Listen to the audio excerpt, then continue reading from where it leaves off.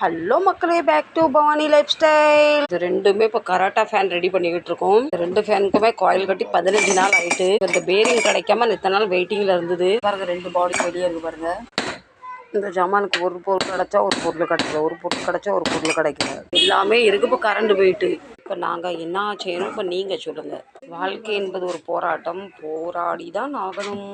Current இல்லை. இப்போ இந்த அம்மா சொல்கிறாங்க, சின்ன பிள்ளை தான், நான் எல்லாரும் பொதுவாக அம்மா தான் சொல்லுவேன். எப்படியாவது செஞ்சாங்க, எப்படியாவது செஞ்சு. இது இவங்களுது இல்லை, இப்போ இது கொண்டாந்து கொடுத்தாங்க. குட்டி சீலிங் ஃபேனை எனக்கு எப்படியாவது கொடுத்துடணும். இது தினம் உள்ளே வெளியே ரொம்ப கஷ்டமாக இருக்குன்னு வேலையை ஆரம்பித்தா கரண்ட் போயிட்டு. இந்த ஃபிட்டிங்காக இருக்குள்ள கரண்ட் வந்தால் ரொம்ப நல்லது. இல்லைன்னா என்ன நடக்குன்னு பார்க்கலாம்.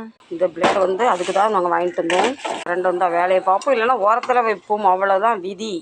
கரண்ட் போய் 1 மணி நேரம் ஆகுது, ஒன்றும் கரண்ட் வரல. கரண்ட் வராமல் எவ்வளோ வேலை முடியுதோ அவ்வளோ செஞ்சுக்கிட்டு இருக்காரு. ஃப்ரெண்ட்ஸ், கரண்ட் இருந்தால் செக் பண்ணி வேலை பார்ப்பாரு. இப்போ அது முடியவில்லை. ஓரத்தில் வச்சாச்சு.